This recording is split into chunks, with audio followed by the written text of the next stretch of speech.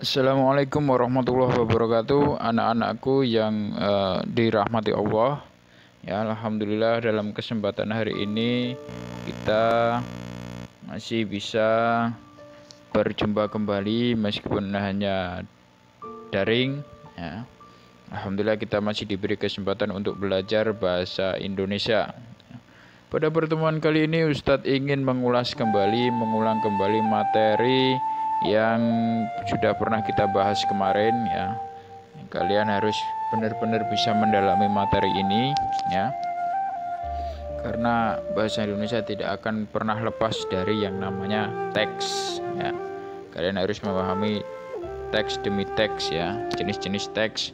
Ada teks deskripsi, ada persuasi dan lain sebagainya, ada teks narasi.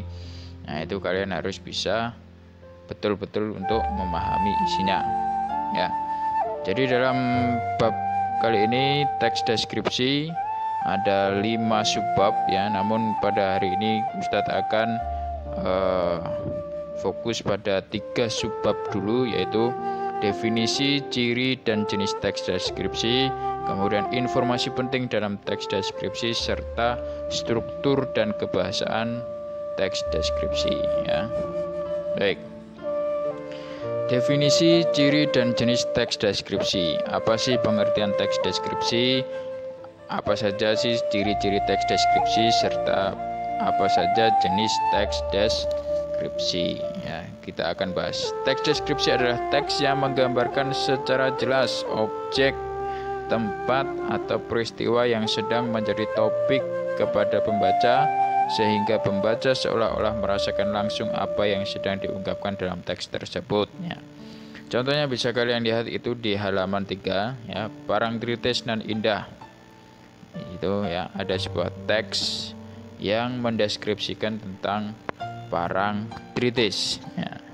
Kalian pasti tahu kan Pantai Parangtritis itu di mana ya. Kemudian cirinya. Ciri-ciri teks deskripsi. Ciri-ciri teks deskripsi yang pertama menggambarkan atau melukiskan sesuatu. Nah, coba kalian lihat itu paragrafnya. Di sini apa yang digambarkan? Ya, yang digambarkan adalah Parangtritis, keindahan Parangtritis. Di situ disebutkan pemandangan pantai Parangtritis sangat memesona. Di paragraf kedua, di sebelah kiri terlihat tebing yang sangat tinggi. Di sebelah kanan kita bisa melihat batu. Di sebelah kanan kita bisa melihat batu karang besar yang seolah-olah siap menjaga gempuran ombak yang datang setiap saat.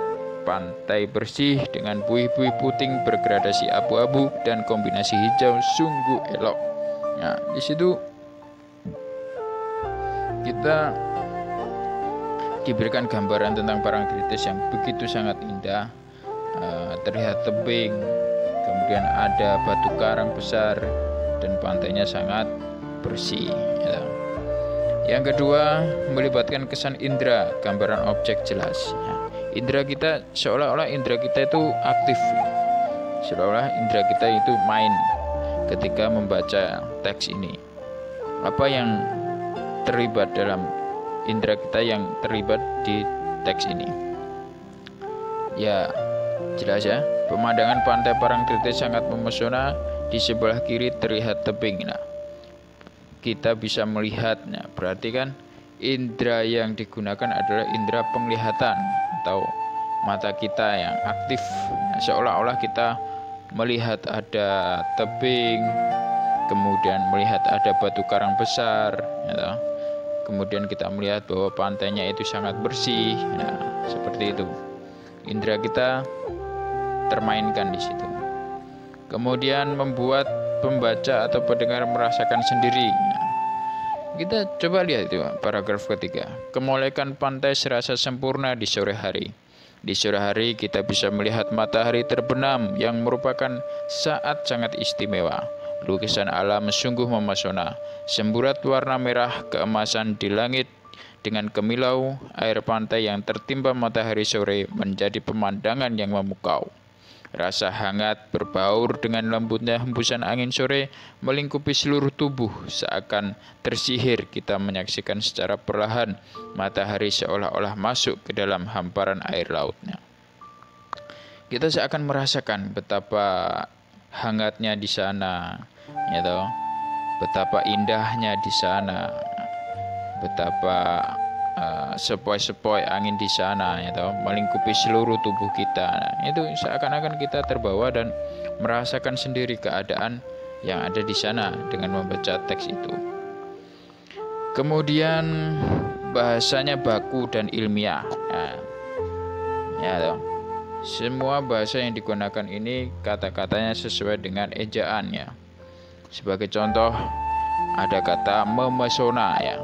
Itu dari kata dasar pesona mendapat imbuhan me menjadi memesona. Jadi ketika ada kata dasar yang berawalan huruf K, T, S, dan P, ya toh, itu ketika mendapat imbuhan me, huruf-huruf tersebut itu menjadi luluh.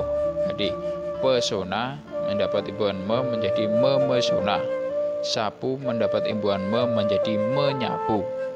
Kemudian khawatir, ya, berawal dengan huruf K mendapatkan imbuhan me menjadi mengkhawatirkan, ya, mekan. Kemudian tiarap atau tulis, ya, mendapat imbuhan me menjadi menulis, gitu, ya. Nah, itu kata-katanya baku. Kemudian menjelaskan ciri-ciri objek secara terperinci, ya, dijelaskan secara terperinci dari awal bagaimana pantai Parangtritis itu, sebelah kanannya bagaimana, sebelah kirinya bagaimana, pantainya keadaannya bagaimana, ya, digambarkan bahwa pantai itu bersih, itu ada buih-buih putih bergradasi abu-abu, ya, dan kombinasi hijau. Nah, kemudian di sore hari bagaimana mataharinya, ya, seolah-olah mataharinya masuk ke dalam hamparan air laut. Nah, ini dijelaskan secara terperinci. Kemudian jenis teks deskripsi itu ada dua. Yang pertama explanatory dan yang kedua adalah sugesti, ya. Yang pertama explanatory, yang kedua sugesti. Explanatory ini berarti berdasarkan fakta yang dilihat langsung oleh penulis. Berarti penulis ini ketika melihat sebuah peristiwa apa langsung dideskripsikan, ya. Kemudian sugesti ini berarti mempengaruhi, peristiwa mempengaruhi, ya. Bisa berupa objeknya, bisa berupa tempat, benda, waktu, atau orang. Seperti teks Parangtritis nan indah ini berarti jenis teks deskripsinya adalah sugesti berupa tempat, ya, yang istimewa yang dideskripsikan. Oke. Kemudian selanjutnya informasi penting dalam teks deskripsi, ya, ini dapat kita peroleh dengan membaca keseluruhan teks deskripsi, memahami isi teks deskripsi, dan menemukan ide pokok setiap paragraf dalam teks deskripsi. Nah, jadi setiap paragraf itu pasti memiliki ide pokok. Apa sih ide pokok itu? Ide pokok itu adalah gagasan utama yang dibahas, ya, ide utama yang dibahas dalam paragraf tersebut, atau peristiwa apa yang dibahas dalam paragraf tersebut. Jadi paragraf itu terbentuk dari ide pokok, kemudian kalimat utama dan kalimat penjelas. Biasanya ide pokok ini tidak jauh dari kalimat utama. Kalimat utama itu kalimat yang bersifat umum, ya, kemudian dijelaskan oleh kalimat-kalimat lainnya. Nah, sedangkan kalimat penjelas adalah kalimat yang bersifat khusus menjelaskan kalimat utama. Oke, yang ketiga yakni struktur dan kebahasaan teks deskripsi. Nah, kita akan bahas di sini strukturnya. Struktur teks deskripsi itu Yang pertama ada identifikasi, ya. Mengidentifikasi berarti berisi nama objek yang dideskripsikan, lokasi, sejarah lahirnya, makna nama, pernyataan umum tentang objek. Nah, itu isi dari identifikasi dalam struktur teks deskripsi, ya. Kemudian yang kedua ada deskripsi. Deskripsi bagian ini berarti berisi perincian bagian objek, gitu. Tetapi diperinci berdasarkan tanggapan subjektif penulis. Jadi perinciannya itu berdasarkan pandangan si penulis, ya. Perincian itu dapat berisi apa yang dilihat, apa yang didengar, dan apa yang dirasakan oleh penulis. Itu bersifat subjektif, ya. Contohnya di situ, ya. Kalau yang identifikasi itu contohnya, tenun songket Palembang merupakan kerajinan khas masyarakat Palembang. Kerajinan songket ini termasuk hasil industri rumah tangga. Para wanitalah yang biasanya menekuni kerajinan tenun ini. Nah, ini diidentifikasi. Tenun itu dari mana, ya toh? Nah, lokasinya di mana, itu identifikasi. Kemudian deskripsi. Nah, contohnya tenun songket Palembang menggunakan bahan baku benang sutra asli, ya, dideskripsikan berdasarkan penglihatan atau pandangan penulis secara subjektif. Kemudian kebahasaan dalam teks deskripsi. Yang pertama itu berisi penjelasan terperinci supaya objek menjadi konkret, ya. Jadi penjelasannya sangat terperinci. Kemudian kalimat menggunakan cerapan panca indera. Nah, jadi indera kita itu terbawa dalam kalimat-kalimat itu. Indera apa yang digunakan? Apakah penglihatan, perasa, ya, atau pendengaran? Kemudian pilihan kata dengan emosi kuat dalam teks. Penggunaan kata berimbuhan, ya. Ada imbuhan me. Jadi kata dasar, ya, seperti yang saya katakan tadi, saya ulang kembali.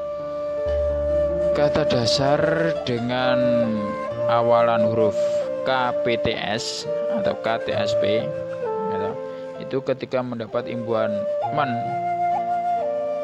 itu huruf KTSP itu atau KPTS itu luluh, ya. Contohnya pesona menjadi memesona, kecuali kalau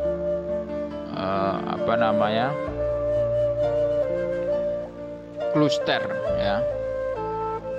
Kata dasar itu berawalan huruf kluster. Misalnya PR, misalnya gini, prakarsai, itu P-nya tidak luluh, tetap jadi memprakarsai. Tapi kalau huruf P-nya itu P biasa, ya, bukan huruf kluster, nanti luluh. Pesona menjadi memesona. Nah, kemudian penggunaan kata bersinonim. Bersinonim itu persamaan kata, ya. Kemudian penggunaan kata depan dan huruf kapital. Kata depan di ke dari, ya. Untuk penulisan kata depan di itu penulisannya dipisah, ya. Jadi ada kata di itu ada yang dipisah dan ada yang digabung. Kalau kata dasarnya itu menunjukkan tempat, ya, misalnya di Lombok, di timur, di barat, di bagian, nah, itu menunjukkan lokasi atau tempat, itu berarti dipisah penulisannya. Tetapi kalau menunjukkan kata kerja, misalnya disuruh, kemudian dikerjakan, kemudian dipahami, itu penulisan kata di itu digabung, ya. Jadi perlu diingat lagi, kalau menunjukkan tempat penulisannya dipisah, Kalau menunjukkan kata kerja, penulisan huruf D itu digabung ya. Oke.